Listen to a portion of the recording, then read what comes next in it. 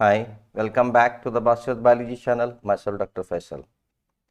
जैसे कि you know that we have started the topic reproduction in lower and higher animals, जिसके कई videos already हमने upload भी कर चुके हैं। आज इस टॉपिक में हम डिस्कस करने वाले हैं the spermatogenesis and oogenesis. And all of you know कि formation of sperm and formation of ovum is nothing but the formation of a gamete. यहाँ पर gametogenesis is nothing but a process of formation of male and female gamete. The male gamete will be the sperm and the female gamete will be the ovum. यहाँ पर दो gamete form होंगे separately, mail के अंदर अलग, female के अंदर अलग।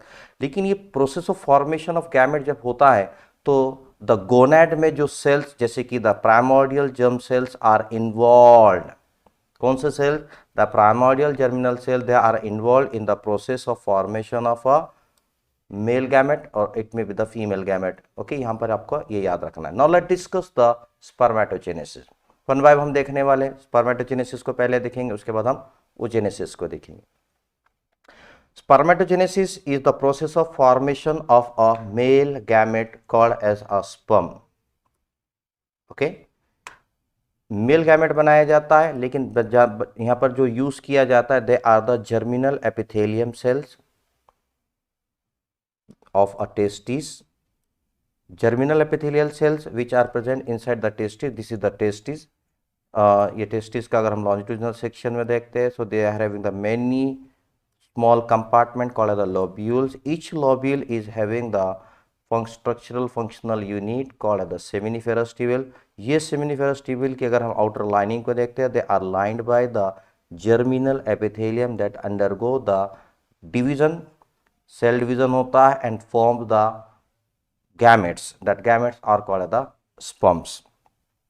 अब ये जो process of formation of sperm यानी formation of gamete in male start होता है onset of the puberty, that is at the age of 12 to 15 years के एज का जब मेल हो जाता है, उस इंडिविजुअल में hypothalamus, you know the hypothalamus nervous system का डायनसेफेलॉन का जो थर्ड पार्ट जिसे हम हाइपोथैलेमस कहते हैं, हाइपोथैलेमस के अंदर कुछ सिक्रेटरी न्यूरॉन्स होते हैं, न्यूरो सिक्रेटरी सेल जिसे हम कहेंगे, they secrete the releasing factor की वजह से उसका इम्पैक्ट यहाँ पर पास डिस्टालिस के सेल सिक्रीट करते हैं one gonadotropin hormone. That gonadotropin hormone is a FSH, follicle stimulating hormone. ये फॉलिकल स्टिमुलेटिंग हार्मोन इनिशिएट कराता है या इसे हम कहेंगे it induces the process of a spermatogenesis in a male जो कि reaches at the age of the puberty. Each seminiferous tubule already हमने बताया कि is lined by the seminiferous tubule is lined by the germinal epithelium। जैसे कि आपको बता दी है seminiferous tubule जो कि यहाँ पर लाइन की जाती है by a epithelial जो कि germinal epithelium इसे कहा जाता है। The process of spermatogenesis is completed into the 3 phases। 3 phases में ये प्रोसेस कंप्लीट किया जाएगा। सो हम वन बाय वन डिस्कस करेंगे। The number 1 phase is a multiplication phase. अब what are the changes in a multiplication phase? Multiplication phase में देखा जाता है कि प्राइमोर्डियल जर्म सेल्स जो कि डिप्लॉयड होते हैं, okay, double number of chromosomes होते हैं। This primordial germinal cells of a seminiferous tubule, किसके? सेमिनिफेरस ट्यूब्यूल के, दे undergo the repeated mitotic division. ये इंपॉर्टेंट वर्ड याद रखना। शुरुआत में स्टार्टिंग में मल्टीप्लिकेशन फेज होता है जहां पर माइटोटिक सेल डिवीजन किया जाता है, इक्वेशनल सेल डिवीजन किया जाता है, जिसकी वजह से वो डिप्लॉयड प्राइमोर्डियल सेल डिवाइड करते करते करते करते कई डिप्लॉयड सेल को फॉर्म करते हैं। Number of cells are form, यानी मल्टीप्लिकेशन ऑफ सेल्स किया जाता।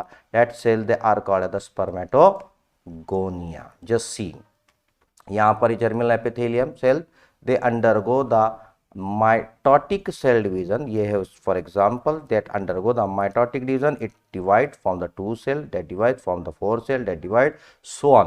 multiplication of cell यहाँ किया जाता है, each cell is called as a spermatogonium. कई सेल्स यहाँ पर स्पर्मेटोगोनिया फॉर्म कर लेते हैं, ओके। स्पर्मेटोगोनिया बन गए। अब ये जो स्पर्मेटोगोनिया होते हैं, दिस ओके स्पर्मेटोगोनिया जिसमें डबल नंबर ऑफ क्रोमोसोम्स होते हैं, each spermatogonia having the double number of chromosome, that आपको पता है 46 नंबर ऑफ क्रोमोसोम होते हैं। अब इन स्पर्मेटोगोनिया जो डिवाइड कर रहे हैं, अब उसमें से कुछ spermatogonia they move into the second phase, that is the growth phase. वो स्पर्मेटोगोनिया जो सेल डिवाइड करना छोड़ देते हैं, they stop dividing and they start to grow. Divide करना छोड़ देते हैं and they start to grow. That cells they stop dividing and grow in the size. जैसे ही वो स्टॉप होते हैं, दे ग्रो होते हैं, they are now called as a primary spermatocyte. देखो इनके अंदर उतने ही क्रोमोसोम नंबर से जितने की एक स्पर्मेटोगोनिया के अंदर थे, सेम, क्योंकि सिर्फ डिवीजन नहीं हुआ, इसलिए सिर्फ साइज में इंक्रीज होता है due to the accumulation of the food. That increased growth वाली जो सेल रहेंगी, अब उस जैसे कि फॉर एग्जांपल अब ये इतने सारे सेल डिवाइड कर रहे थे मल्टीपल, अगर ये एक सेल फॉर एग्जाम्पल इसने डिवाइड करना स्टॉप कर लिया और वो अपने साइज में ग्रो करती है, फूड को एक्युमुलेट करती है, सेल ग्रोथ होती है। जैसी सेल ग्रोथ होकर वो स्ट्रक्चर बनता है, जितने क्रोमोसोम इसमें थे उतने ही इसमें भी है। अब ये सेल को हम कहते हैं प्राइमरी स्पर्मेटोसाइट। कौन सी cell? That spermatogonia start to grow is now called as a primary spermatocyte. अब ये प्राइमरी स्पर्मेटोसाइट अब अगले फेज में, मैच्योर फेज में चले जाती है by undergoing the meiotic cell division. अब ये सेल जिसकी ग्रोथ हो गई वो अब मियोटिक सेल डिवीजन करती है। जैसे ही मियोसिस फर्स्ट कंप्लीट होता है, okay, after completion of the first meiotic division it form the two haploid. अब देखो यहां पर क्रोमोसोम नंबर अब तक जो 46 थे वो डिवाइड होकर यहां पर हैप्लॉइड हो जाते हैं। Okay, haploid means they are having now the 23 number of a chromosome. जैसे कि आपके स्क्रीन के ऊपर आप देखेंगे कि ये स्पर्मेटोगोनियम 46 क्रोमोसोम से इसने ग्रोथ की, ग्रोथ करने के बाद ये प्राइमरी स्पर्मेटोसाइट बना, उतने ही क्रोमोसोम नंबर है। लेकिन जैसा ही पहला मियोटिक सेल डिवीजन हुआ तो जो दो डॉटर सेल फॉर्म है वो दोनों भी हैप्लॉइड है, they are having the half number of the chromosome and each cell, अब वो जो डिवाइड होकर जो सेल तैयार हुई, this is called the secondary spermatocyte, this is also called as the secondary spermatocyte. They are now called, primary से क्या बन गया ये सेकेंडरी स्पर्मेटोसाइट के अंदर ये कन्वर्ट हो जाते हैं। Okay, then the secondary spermatocyte continues further cell division, further meiotic cell division, जो सेकेंड मियोटिक सेल डिवीजन होता है वो कंटिन्यू करती है। Each cell again divide to the same number of chromosome वाले सेल होते हैं। इन ऑल टोटल वहां पर 4 हैप्लॉइड सेल फॉर्म किए जाते हैं। Each cell now called as a spermatid. Just see here, ये सेल डिवाइड करते करते यहां तक आए आपके स्क्रीन के ऊपर, ये हो गया स्पर्मेटोसाइट, तैयार हो गए थे पहला मियोटिक डिवीजन के बाद। अब सेकेंड जैसी मियोटिक डिवीजन होता है तो ये सेल डिवाइड करती, इसके दो सेल जो कि equational same number of chromosome दिए जाएंगे डॉटर सेल को, ये भी हैप्लॉइड, ये भी हैप्लॉइड है, और ये भी वैसे ही करती है। ये सेकेंड मियोटिक सेल डिवीजन होता है, ये भी हैप्लॉइड है। इन ऑल हम देखते हैं कि 4 हैप्लॉइड सेल यहां पर फॉर्म हो जाते हैं। उन 4 हैप्लॉइड सेल जो है तो उन एक सेल को, each one is now called as a spermatid. Each cell is now called as a spermatid. Just see, this is called as the spermatid. अब इस स्पर्मेटिड में 4 में से बड़ा इंटरेस्टिंग है कि दो जो रहेंगे स्पर्मेटिड, उसमें एक्स क्रोमोसोम्स होते हैं और 2 के अंदर वहां पर वाई सेक्स क्रोमोसोम्स हमको देखने को मिलते हैं। ये जो स्पर्मेटिड यहां पर तैयार हुआ, ये स्पर्मेटिड देखे तो they are a non motile. Okay, sperm तो अभी पूरी तरह से तैयार नहीं हुआ, यानी एक इमैच्योर स्टेज है यहां पर। ये नॉन मोटाइल होते हैं और plus they are the non functional, मतलब मोटिलिटी होना जरूरी है स्पर्म के अंदर, क्योंकि फर्टिलाइजेशन के लिए फीमेल गैमेट भी तो नॉन मोटाइल होता है, इसको मोटिलिटी होना चाहिए। और फंक्शन क्या है पर, the process of fertilising ability, यहाँ पर नहीं है।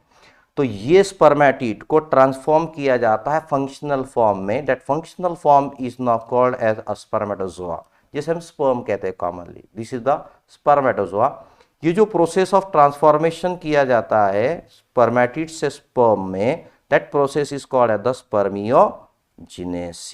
This process called as the spermiogenesis. Let's see here, ये यहां पर spermatid, this one is the spermatid. ये स्पर्मेटिड में चेंजेस होते जाते हैं and finally it become this structure, ये structure. This structure is called the spermatozoa या this is called as a sperm. ये जो चेंजेस हो रहे हैं इसके अंदर काफ़ी जो स्ट्रक्चर्स है स्पर्मेटिड के अंदर अलग अलग चीज़ है, जैसे कि गोल्जी बॉडी है, माइटोकॉन्ड्रिया है, सेंट्रियोल्स है और न्यूक्लियस की पोजीशन एक्सेट्रा एक्सेट्रा, ये सारे चीज़ें इनके अंदर अरेंजमेंट मॉडिफिकेशन शेप में और किया जाता है and it finally form this structure जो कि मोटाइल एंड फंक्शनल होता है। That structure is called the sperm. Okay, इस कन्वर्जन को स्पर्मियोजेनेसिस कहा जाएगा। तो क्या होता है यहाँ पर during the process of this change, ये जो चेंज हो रहा था, ट्रांसफॉर्म किया जा रहा था, तो स्पर्मेटिड जितने भी वहां बने थे वो सब के सब एक दूसरे से अटैच होते हैं।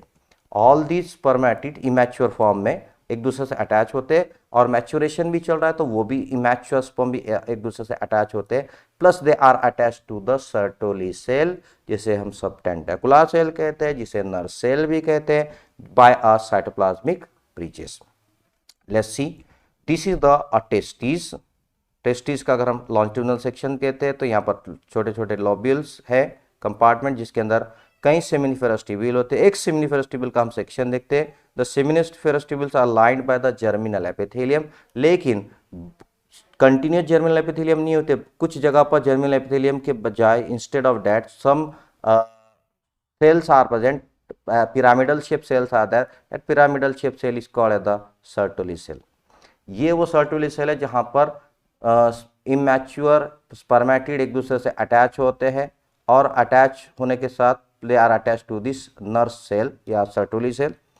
मैच्योरिटी के साथ भी होते हैं और इमैच्योर जब होते हैं वहाँ मैच्योरेशन प्रोसेस में किया जाता है। एक्चुअली यार ये नरिशमेंट करने का काम करती है। कौन? The sertoli cell, they play important role in nourishing the immature sperms, या मैच्योरिटी कराने में उनको हम पर काफ़ी सपोर्ट मिल जाएगा। Then the sperm heads are remain attach to the sertoli cell. देखिए आप यहाँ स्पर्म जैसी बन रहे स्पर्मियोजेनेसिस से, तो इनका जो हेड होता है वो सर्टुली सेल से अटैच होता है by cytoplasmic strand and the tail they are present toward the lumen of a seminiferous tubule. So during the process of spermiogenesis sperm में क्या क्या चेंजेस हम ऑब्जर्व करते हैं? During the process of spermigenesis, there is a increase in the length of spermatid. पहला काम क्या हो रहा है? There is increase in a length. ये देखिए ये spermatid से changes होते गए and see this is a final sperm जहाँ पर उसकी लेंथ बढ़ा दी गई। पहला काम वहाँ पर increase in the length। दूसरा काम क्या जाता? Arrangement of a centrioles as a primary and a distal, यानी पहला जो प्रॉक्सिमल जिसे कहेंगे और दूसरा कुछ उसी से पास दूरी पर हो तो उसे डिस्टल सेंट्रल कहते हैं। तो क्या किया गया? पहला काम किया गया है लेंथ में इंक्रीज कराना, लेंथ बढ़ती गई, plus there is arrangement of, ये है सेंट्रोजोम। सेंट्रोजोम के अंदर सेंट्रियोल्स होते हैं, one is the primary centriole and second is the secondary centriole. ये सेंट्रियोल्स यहाँ पर अरेंज कराए जाते हैं लाइकवाइज, ये वन एंड दिस यहाँ पर सेकेंड वहाँ रहेगा। Okay, this is the primary here होता है एंड सेकेंडरी जहाँ से एक्सियल फिलामेंट फॉर्म किए जाते हैं। तो ये यहाँ पर हमको सेकेंड चेंज देखने को मिला। Then the third change is mitochondria को स्पाइरली कॉइल कराया जाता around the axial filaments. Here are the mitochondria, ये आपको दिख रहे हैं स्पर्मेटिड के अंदर ग्रीन कलर के, दिस आर द माइटोकॉन्ड्रिया। ये माइटोकॉन्ड्रिया को अरेंज कराया जाता, मॉडिफाई किया जाता शेप में filaments, it form the sheet like structure. यहाँ पर प्रेजेंट एक्सियल फिलामेंट को ये रैप करते हैं, कवर करते हैं स्पाइरली। कौन? The mitochondria. जैसे ही वो स्पाइरली कॉइल करता है तो स्ट्रक्चर का नाम बदल जाता है, हम आगे उसको देखने वाले, उसका क्या नाम होता है। Now the next change that is observed here, that is a acrosome. The acrosomes are formed from the Golgi complex. जो स्पर्मेटिड है, स्पर्मेटिड के अंदर जो गोल्जी बॉडी है, गोल्जी कॉम्प्लेक्स है, वो Golgi complex, just see here is a Golgi body, Golgi apparatus is present. ये Golgi body के अंदर मॉडिफिकेशन किया जाता है and it become the cap like structure over the nucleus. ये यहाँ पर this structure is now called as a acrosome. ये मॉडिफिकेशंस हमको देखने को मिलते हैं स्पर्मेटिड से स्पर्म में ट्रांसफॉर्मेशन में। Then the structure of the sperm. अब तक हमने देखे the process of formation of sperm, sperm कैसा बनता है, स्पर्मेजेनेसिस 3 फेजेस में कंप्लीट किया गया। One is multiplication phase, second is a growth phase and third is a maturation phase. अब एक मैच्योर स्पर्म में कौन से पार्ट्स होते हैं, कौन से स्ट्रक्चर्स होते हैं, हम उसको डिस्कस करेंगे। Now see the sperm is a motile structure, ये सबसे इंपॉर्टेंट है। पहले तो नॉन मोटाइल था, अब मोटाइल बन गया। इतना पतला, इतना छोटा होता है, माइक्रोस्कोपिक होता है, and plus it is a elongated, काफी लंबा शेप में होता है। The sperm is divided into the 3 parts. One is called head, middle piece, and the third part is called as a tail. See here.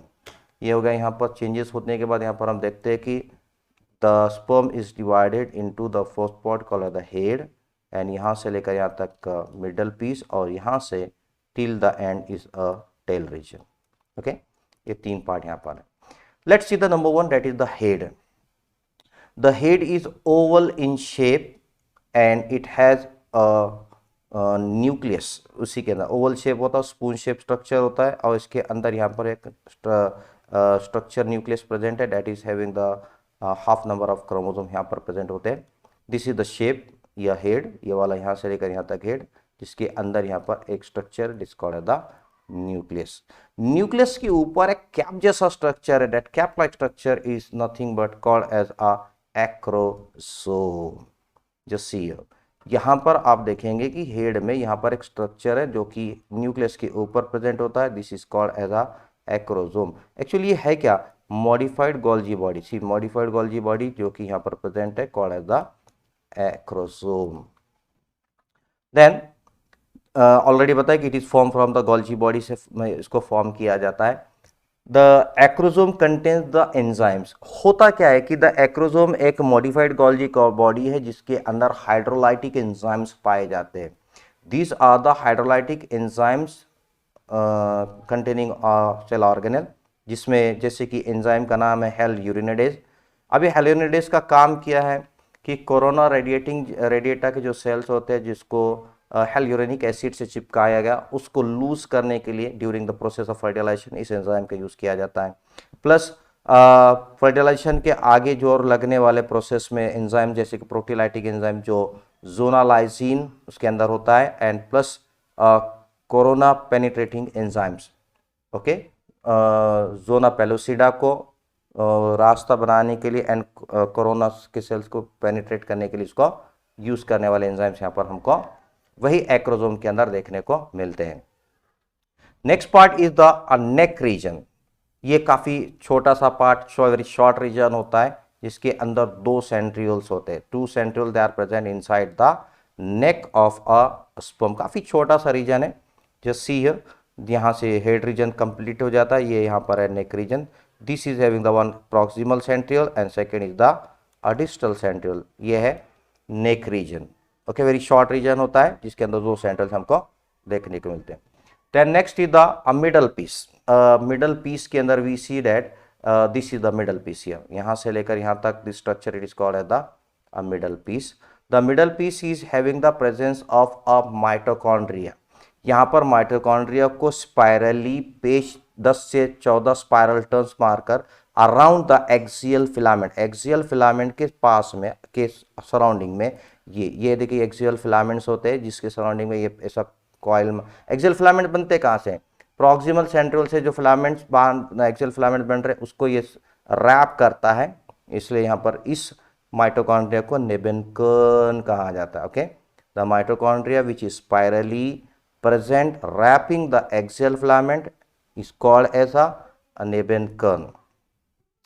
अब ये nebenkern का काम, जैसे कि we know that it is the mitochondria, तो what is the main function, just to provide the energy. ये energy produce करता है ताकि स्पर्म को during the process of fertilization वो स्विम करे और मूव टुवर्ड द टारगेट, एक तक मूवमेंट करने में उसको हेल्प करेगा।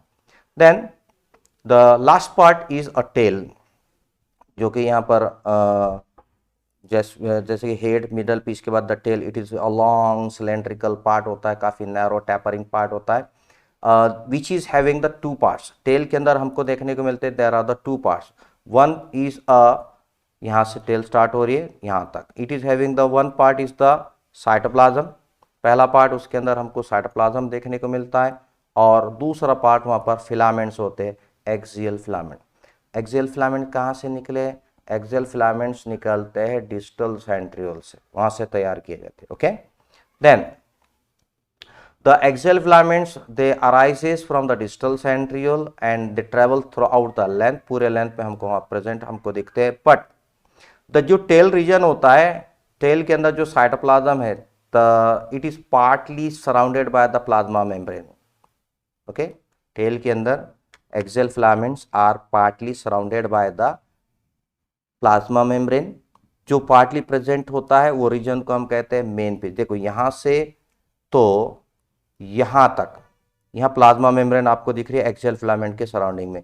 दिस पार्ट यहां से लेकर यहां तक is called as a main piece. अब उसके बाद का जो बचा हुआ पार्ट होता है जहां पर प्लाज्मा मेम्ब्रेन नहीं है, it is without plasma membrane, this part it is called as a end piece. This is a end piece, यहां पर जब प्लाज्मा मेम्ब्रेन नहीं होती है। दिस इज अब लेकिन यहां से दिस, यहां से लेकर यहां तक ये total this is nothing but the tail region. Okay, then तो ये तो हमारा स्पर्मेटोजेनेसिस। आगे हम देखते हैं the second is oogenesis. The process of oogenesis is nothing but the process of formation of a haploid female gamete, जिसे हम एग या ओवम कहते हैं, जो कि डिप्लॉयड जर्मिनल एपिथेलियल सेल से बनाए जाते हैं। The process of oogenesis involves the mitotic division and a meiotic division, which is also completed into the three different stages, different phases, जिसे हम multiplication phase, growth phase and maturation phase कहते हैं। जैसे कि तीन फेज हमने spermatogenesis में देखे, same phases are here, but काफ़ी चेंजेस है, काफ़ी प्रोसेस जो होता है यहाँ थोड़ा सा अलग होता है मेल और फीमेल में। तो पहला फेज हम देखते हैं मल्टीप्लिकेशन फेज। मल्टीप्लिकेशन फेज में द प्राइमरी या प्राइमोर्डियल जर्मिनल सेल जो होते हैं, प्राइमरी या प्राइमोर्डियल जर्मिनल सेल जो कि डिप्लॉयड है, they undergo the repeated mitotic division to form the millions of oogonia. millions of oogonia या जिसे हम गैमेट मदर सेल भी कहते हैं, ये डिप्लॉयड सेल्स होते हैं क्योंकि माइटोटिक सेल डिवीजन किया जा रहा है। तो daughter cell they are having the same number of chromosome. और ये जो प्रोसेस ऑफ मल्टीप्लिकेशन स्टार्ट जो होता है वो होता है during the embryonic stage of that female embryo. Male में हमने देखे ये जो प्रोसेस ऑफ स्पर्मेटोजेनेसिस इंड्यूस किया जाता है ऑनसेट ऑफ द प्यूबर्टी, जब गोनेडोट्रोफिक हार्मोन रिलीज किया जाता है, देन एफएसएच रिलीज होता है, देन इनिशिएट किया जाता है। बट यहाँ पर much before the birth of that female process start किया। अभी जितने सेल यहाँ पर डिवाइड किए, डिवाइड कर कर स्टार्ट हुआ, डिवीजन सेल का स्टार्ट हुआ, जितने सेल यहाँ डिवाइड किए, डिवाइड होने के बाद जो नंबर ऑफ सेल बनते हैं they are called the oogonia। हर cell they are diploid in number of chromosome. ठीक है, अब ये जितने सेल ने डिवाइड किए उनमें से कुछ सेल, कुछ oogonia they stop dividing, okay, stop dividing and they begin to increase in the size and that form, now it is called as a primary oocyte। और जैसे ही वो साइज में इंक्रीज होती है उसे हम कहते हैं the primary oocyte। Okay, now ये प्राइमरी oocyte के अंदर क्या क्या चीज़ें इंक्रीज होती है? There is increase in endoplasmic reticulum, इनका size, number of endoplasmic reticulum increase हो जाते हैं, गोल्जी एपरेटस वहाँ इंक्रीज हो जाता है, नंबर ऑफ माइटोकॉन्ड्रिया का भी वहाँ पर इंक्रीज करा दिया जाता है। ये हुआ during the growth phase. The third phase is a maturation phase, जिसके ये प्रोसेस जो स्टार्ट होता है, ऑलरेडी कहा कि ये पूरा इनिशिएट जो किया जाता है that is a much before the birth of a female baby. ये काफ़ी पहले स्टार्ट किया जाता। जितने ग्रो कर कर प्राइमरी oocyte बन गए थे, अब वो primary oocyte undergo the reductional cell division, जिसे हम कहते हैं meiosis. Okay, primary oocyte undergo the reductional cell division, reductionally वो डिवाइड करना शुरू करते हैं। दैट डिप्लॉयड प्राइमरी oocyte जैसे ही वो मियोटिकली फर्स्ट मियोसिस का सेल डिवीजन करता है तो it forms the two daughter haploid cells. Okay, यहाँ पर कितने बन गए? 2 डॉटर हैप्लॉइड सेल्स बनते हैं। लेकिन डिवीजन जो यहाँ पर होता है that is a somewhat peculiar cell division होता है। यहाँ पर डिवीजन इज अनइक्वल। क्योंकि अनइक्वल हो रहा है यहाँ पर? जहां पर सेल डिवाइड हमने स्पर्मेटोजेनिस में तो इक्वल देखे, यहां पर इक्वल नहीं हो रहा क्योंकि यहां का साइटोप्लाज्म इक्वल नहीं होता है। Nuclear is equal division but cytoplasmic division is unequal, जिसकी वजह से यहां पर एक काफी बड़ी होती है, जैसे कि आपके स्क्रीन के ऊपर आप देखेंगे। यह है पहला मियोटिक सेल डिवीजन हुआ जिसकी वजह से अनइक्वल डिवीजन। एक का न्यूक्लियर मटेरियल इक्वल तो हुआ but cytoplasmic material is unequal. One is very small and some is another is a large, थोड़ी बड़ी साइज की होती है। तो ये जो बड़ी वाली जो होती है, बड़ी साइज की होती है, that large one it is called as a secondary oocyte। हमने स्पर्मेटोजेनेसिस में कुछ थोड़ा चेंज देखे। क्या था? जो इक्वल डिवाइड होते हैं, genetic nuclear material and cytoplasmic equal होता है, वो दोनों को हमने सेकेंडरी स्पर्मेटोसाइट का। लेकिन यहाँ पर क्या हुआ? जो अनइक्वल में एक बड़ी साइज वाली है जिसको हम कह रहे हैं सेकेंडरी oocyte, और जो छोटी वाली है the small one it is called as a first polar body. अब दोनों में भी हैप्लॉइड नंबर ऑफ क्रोमोसोम्स है, आपको यहाँ पर याद रखना है। जस्ट सी है, one is called as the first polar body, see this is the first polar body, and second जो बड़ी साइज की उसे हम कहते हैं सेकेंडरी oocyte। ओके, यहां पर सेकेंडरी oocyte का फॉर्मेशन हो जाता है। नाउ नॉर्मली ये जो फर्स्ट पोलर बॉडी होती है वो आगे फर्दर डिवाइड नहीं करती। जैसे कि हमने स्पर्म में देखे कि वो दोनों daughter cell further second meiotic cell division करते हैं, बट यहाँ पर being it is unequally divided, no cytoplasm given, ये सेल, ये फर्स्ट पोलर बॉडी हम यहाँ पर डिवाइड नहीं करती है। लेकिन जो सेकेंडरी oocyte होती है that continues, secondary oocyte continues. Just see ये polar body, first polar body cell division में यानी मियोटिक सेल डिवीजन नहीं करेंगे, लेकिन ये वाली है secondary oocyte, it will continue the second meiosis, meiotic cell second division.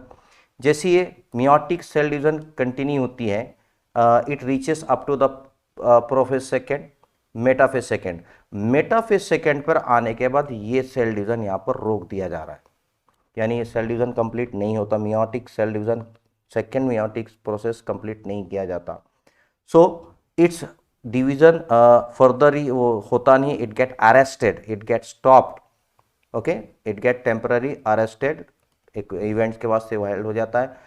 और इसी अरेस्टेड प्रोसेस में वो जहां पर मेटाफेज सेकेंड में अरेस्ट कर दिया गया, वहीं से वो शेड ऑफ किया जाता है फ्रॉम द ओवर, यानी during the process of menstrual cycle. जब 14th डे आएगा या जो ओवुलेशन का जो डे रहेगा, वो ओवुलेशन डे में जब ग्राफियन फॉलिकल से जो बाहर निकलता है ओवम, वो ये वाला, तो वो यही एज का होता है या यही स्टेज वाला होता है जहां पर meiotic cell division second start तो हुआ, प्रोफेज सेकेंड, मेटाफेज सेकेंड, और मेटाफेज सेकेंड पर अरेस्ट कर दिया गया, यानी आगे का anaphase second, and telophase second complete नहीं होता यहाँ पर। ओके, यही फेज में उसको ओवुलेट करा दिया जाता है सेकेंडरी oocyte को। देन अब ये जैसी oocyte रिलीज किया गया, जैसी अगर ओवम ओवुलेशन के बाद अगर if that female is having the sexual intercourse, वहाँ स्पर्म रिलीज किए गए। जैसे ही वहाँ पर स्पर्म एंटर करते हैं तो ये जो मियोसिस का फेज यहाँ अरेस्ट कराया गया था वो रीस्टार्ट होता है। कब होता है? When the entry of the sperm is there, ये रीस्टार्ट करेगा और वो प्रोसेस ऑफ मियोसिस सेकेंड का प्रोसेस कंप्लीट होता है। और जैसे ही वो प्रोसेस कंप्लीट होता है तब वहां पर वो मियोसिस कंप्लीट, अब ये जब मियोसिस होता है तो यहाँ पर भी अनइक्वल डिवीजन होता है। ओके, जैसे कि हमने देखे कि ये प्रोसेस में सेल डिवीजन जब हुआ, पहले इसमें मियोसिस फर्स्ट में तो अनइक्वल हुआ, एक छोटी बॉडी एक बड़ी बनी से फर्स्ट पोलर बॉडी का, जो कि सेल डिवीजन में कंटिन्यू नहीं करती। यहाँ पर भी कुछ इसी तरीके से होता है कि फिर सेकेंड मियोसिस में भी अनइक्वल सेल डिवीजन होता है, एक बड़ा साइज का और एक छोटा साइज का। सेकेंड वन, स्मॉल वन जो है तो सेकेंड पोलर बॉडी होती है, और ये जब पूरी तरह से सेकेंड मियोसिस कंप्लीट करता है तब उसे हम कहते हैं द फीमेल गैमेट। अब ये है फीमेल गैमेट जो फर्टिलाइजेशन के लिए रेडी होता है। और ये पूरा प्रोसेस यहाँ आगे का प्रोसेस कंप्लीट किया जाता है into the ampulla of a fallopian tube, जहाँ पर फर्टिलाइजेशन का ही काम प्रोसेस वहाँ कंप्लीट होता है। देन जैसे कि अभी हमने बताया कि यहाँ सेकेंड जो मियोटिक सेल डिवीजन होता है इसमें भी अनइक्वल डिवीजन होता है। एक लार्ज सेल जिसे हम ओवम कह रहे हैं, एक स्मॉल जो कि सेकेंड पोलर बॉडी वहाँ पर फॉर्म करता है। अब ये जो ओवम यहाँ पर तैयार हुआ, this ovum is a functional female gamete and it is ready for a fertilisation. और ये वो है जहाँ पर फर्टिलाइजेशन के लिए अब ये रेडी होता है, यानी स्पर्म यहाँ पर आएंगे और फर्टिलाइज करेंगे दिस वन। ओके, ये फर्टिलाइज्ड हो गया यहाँ पर। देन ये जो प्रोसेस ऑफ मियोसिस सेकेंड का कंप्लीट होना और फर्टिलाइजेशन का, ये दोनों पैरेलल चलते रहता है प्रोसेस, यानी सेपरेट प्रोसेस। जैसे स्पर्म एंटर करे, activation of meiosis second continue होता है, रीस्टार्ट किया जाता है, तो ये प्रोसेस कंटिन्यूसली चलता है। अगर किसी फीमेल में अगर ये फर्टिलाइजेशन नहीं हुआ या स्पर्म एंटर नहीं करे, तो वो सेकेंडरी oocyte वाला जो मेटाफेज सेकेंड पर अरेस्ट किया जाता है, वही शेड ऑफ किया जाता है अलोंग द मेंस्ट्रुअल साइकिल, या मेंस्ट्रुअल फ्लूइड के साथ उसको रिलीज किया जाएगा with in secondary oocyte stage में ही किया जाएगा। नाउ जैसे कि हम कह रहे हैं कि the a process of oogenesis में meiotic cell division, second meiotic cell division metaphase second पर अरेस्ट किया जाता है और वही ओव्यूलेट किया जाता है। जो ओव्यूलेट जिस स्टेज में किया जा रहा है वो होता है सेकेंडरी oocyte। उसका स्ट्रक्चर, जैसे हमने स्पर्म का स्ट्रक्चर डिटेल देखे, वैसे यहाँ पर हम देख रहे हैं सेकेंडरी oocyte का structure. What is the secondary oocyte? Secondary oocyte is unfertilized egg released from the ovary, that is a secondary oocyte। यानी ओवरी से जब इसको रिलीज किया जाता है, वो जिस स्टेज में रिलीज किया जाता है, जो स्ट्रक्चर में रिलीज किया जाता है, वही स्ट्रक्चर को हम सेकेंडरी oocyte कहते हैं। देखो ये जो रिलीज हुआ यहाँ पर 14th day of a menstrual cycle को जो रिलीज किया गया, ये है वो structure. This is called as a unfertilized egg, या जिसे हम सेकेंडरी oocyte कहेंगे। ये secondary oocyte is a non cleidoic, यानी विदाउट शेल। इसके ऊपर जैसे हम एग के ऊपर कवर होता है, वैसे इसमें कोई कवर नहीं होता है। Plus they are having the microlecithal, यानी इसमें जो यॉक होता है that is of a very small quantity, इसमें यॉक नहीं होता या बिल्कुल निग्लिजिबल अमाउंट का यॉक इसमें हमको देखने को मिलता है। The size is approximately 0.1 millimetre, यानी 100 माइक्रोमीटर का इसका साइज हमको देखने को मिलेगा। किसका? The secondary oocyte, that is the female unfertilised egg. It is arounded, ये राउंडेड होता है, एंड नॉन मोटाइल। देखो स्पर्म जो था मोटाइल था, अब ये कैसा है? It is a non motile and it is the haploid. क्यों? क्योंकि मियोसिस फर्स्ट तो हो गया था, वहीं पर इसके हैप्लॉइड नंबर ऑफ क्रोमोसोम वहां पर हो चुके थे, इसलिए ये हैप्लॉइड फीमेल गैमेट है। Then nucleus of a egg, यानी this secondary oocyte, it appears the large, दिखने में काफी बड़ा दिखता है, जिसे हम कहते हैं जर्मिनल वेसिकल कहा जाता है। सी this is the nucleus and it looks like somewhat large in shape, इसलिए जर्मिनल वेसिकल इसे कहा जाएगा। और बाद में जैसी फर्टिलाइजेशन होता है मेल और फीमेल गैमेट का, तो ये न्यूक्लियस के अंदर काफी चेंज आते हैं and that become the pronucleus. लेकिन फर्टिलाइजेशन से पहले कैसा लग रहा है? It looks like a vesicle, एक bag like, pouch like, sac like structure दिखता है, लेकिन बाद में at the time of fertilization that becomes the pronucleus. Okay, ये आपको याद रखना, पहले कैसा दिखता था और बाद में क्या। देन सेकेंडरी oocyte के अंदर का जो प्लाज्मा होता है, साइटोप्लाज्म जो होता है, that cytoplasm it is called as a ooplasm। Okay, the cytoplasm is now called as the ooplasm। Oo means the egg, ये है, दिस इज अ साइटोप्लाज्म, ये जो आपको दिख रहा है this is the plasma. Then the cytoplasm is the secondary oocyte is not having any centriole. आपको ये नोट करना है, इट्स वेरी इंपॉर्टेंट है। हमने स्पर्म में देखे कि there is presence of a primary, a proximal centriole and a distal centriole, दो सेंट्रियोल थे, लेकिन यहाँ पर सेंट्रियोल्स नहीं होते, याद रखना। This is the female gamete या सेकेंडरी oocyte जिसमें सेंट्रियोल नहीं होते।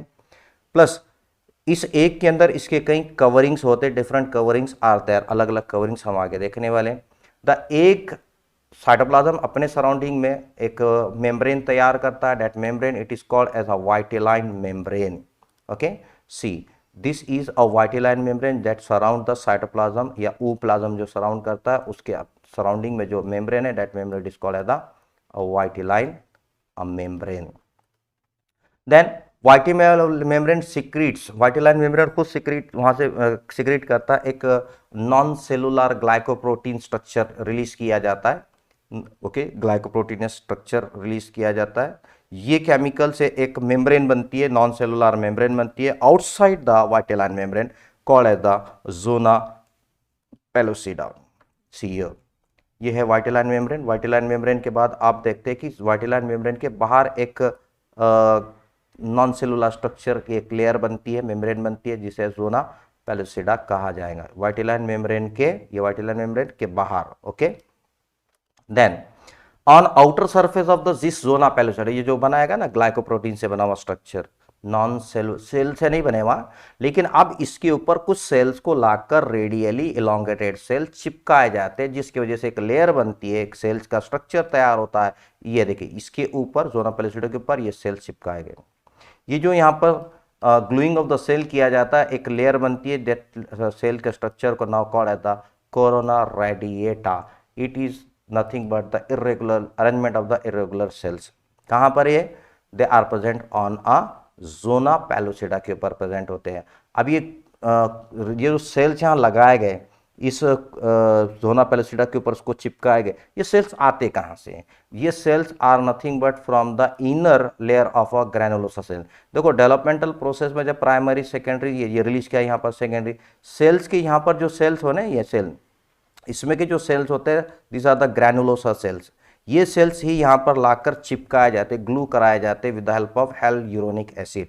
ये है वो सेकेंडरी oocyte है, इतना ही है सेकेंडरी oocyte, जिसके ऊपर ही जो सेल्स आपको दिख रहे हैं, these are the cells, they are called as the corona radiata cells, these are the। और कहाँ से मिले, कहाँ से ये सेल्स इस पर लगाए गए? From the cells of the granulosa layer, यहाँ से ये रिलीज किए जाते हैं।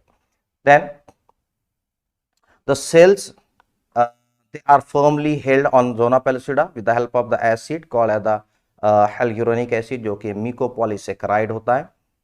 यानी जोना पेलोसिडा के ऊपर जो सेल्स को चिपकाया गया, ग्लूइंग कराई गई, वो इस एसिड से कराए जाते हैं। याद रखना, ये एसिड से कराए जाते हैं, इसीलिए तो स्पर्म के अंदर जो एक्रोसोम में एंजाइम है, वो हेल्यूरिनेडेज एंजाइम है, जो इसके पावर को, इसके चिपकाए हुए केमिकल के इसको निकालने के लिए, लूज करने के लिए उसको यूज किया जाता है। देन द वाइटिलाइन मेम्ब्रेन, जो हम जिसे ooप्लाज्म के सराउंडिंग में मेम्ब्रेन है, और जोना पेलोसिडा, दोनों के बीच में एक छोटा सा स्पेस होता है जहां पर फ्लूइड भरा जाता है। That space is called as the perivitelline space. Okay, just see, हम यहां पर हम देखते हैं कि this is a space called as the perivitelline space. Perivitelline किसमें?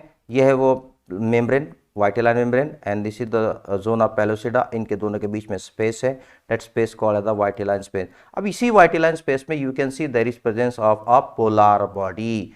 First polar body is present in between the perivitelline space, जहां fluid होता है वहां पर वो प्रेजेंट रहेगा। Then the egg shows the polarity. Polarity का मतलब क्या? कि जिस तरफ न्यूक्लियस, यानी जो वेसिकल जिसे हम कह रहे हैं न्यूक्लियस है, और प्लस जिस तरफ दिस फर्स्ट पोलर बॉडी होती है, तो it is considered it is having the north pole like, या this is the south pole.